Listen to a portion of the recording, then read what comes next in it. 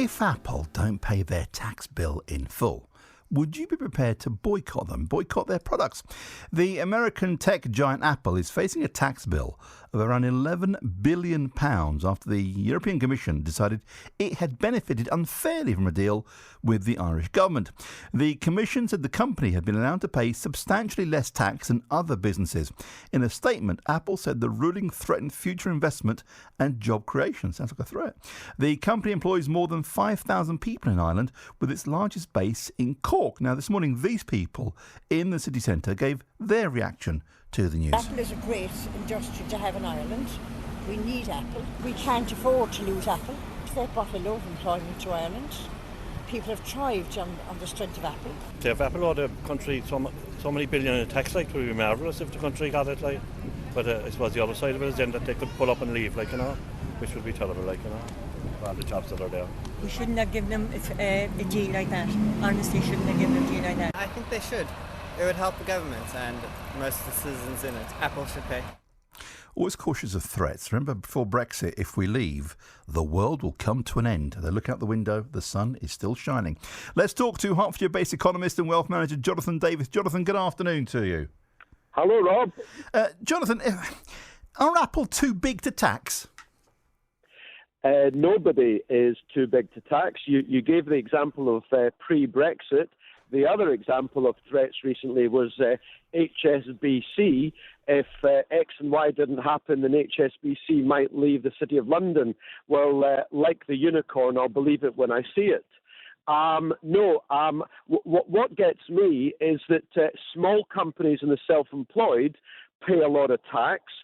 Massive multinationals, by basing their headquarters in certain sites, in certain countries, they massively reduce their tax. And then what we see here, apparently, is a shady deal on top of that between the Irish government and, in this case, Apple, to pay even less tax. So these guys are paying less tax than me, and I run a small practice. That's not right. Ireland have messed up here. They knew the rules. Apple know how much tax they should be paying, and Ireland and Apple cannot get away with trying to get around the European Union rules. But Jonathan, this isn't just a financial issue. This is now a political, an international political issue, because the American government is very protective of its resources. They already come out fighting, saying, this is all nonsense. But they had a fictitious head office in Ireland where, they're being paid by the Irish government to not pay tax. It just beggars belief. Haven't they, I gather, some 5,000 employees in Ireland? But in the head office, there was a fictitious head office, say the European Commission, with nobody in there. Well, indeed, you say it beggars belief. I call it fraud.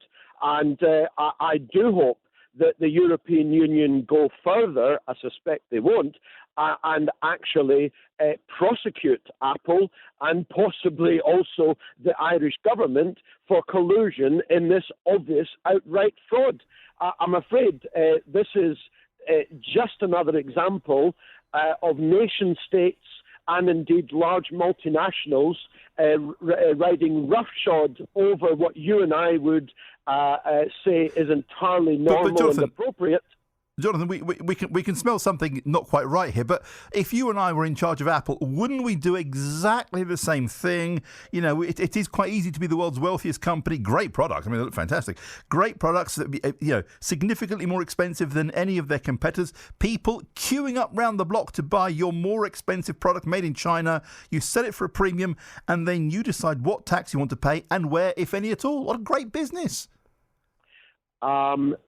I agree with 90% of what you said there. There is no question that, particularly originally under Steve Jobs, and still now to some extent, Apple has been one of the great innovators in the world of electronics and consumer products.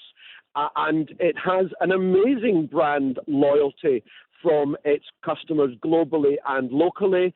But no, that does not make it appropriate for them to break obvious laws, even if they're in collusion with a national government. No, they should be above that, never mind the spirit of the law, letter of the law, it should be good practice.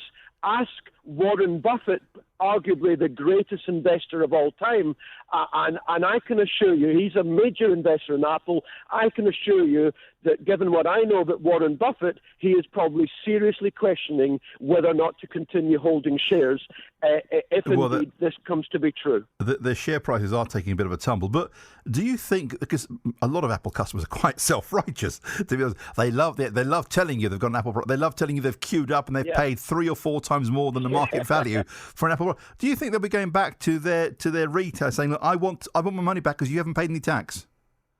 I definitely do believe that they will not be doing that. Similarly, in the last year, Google UK made a deal with the then Chancellor, George Osborne, to pay, I seem to recall it was £130 million in tax, in back tax, and the idea that they hadn't been paying much taxes, that hadn't stopped a single person in this country from using Google. It's a great service. Apple is a great product. No, what will stop people using Apple is that the likes of LG and Samsung and Google, indeed, start bringing out products for half or 2/3 the price that Apple will have to reduce its prices, and the chances are they will not reduce the price. So that's the reason why people will move away from Apple. And indeed, I think we've started to see that already. Certainly, in some countries, we've seen a big move away from Apple. However, for the time being, massive brand loyalty, but even that level of brand loyalty can be broken into. Jonathan, thank you. Hertfordshire-based economist and wealth manager Jonathan Davis. Look at this story in greater detail throughout the course of the programme. Do you think Apple will pay this, or indeed should pay this, £11 billion? It's quite a deal, isn't it? You are the most successful company in the world. You've got more money than most countries. You get the products made in China, you charge a premium for them, and then you decide what tax to pay, if any. What a deal!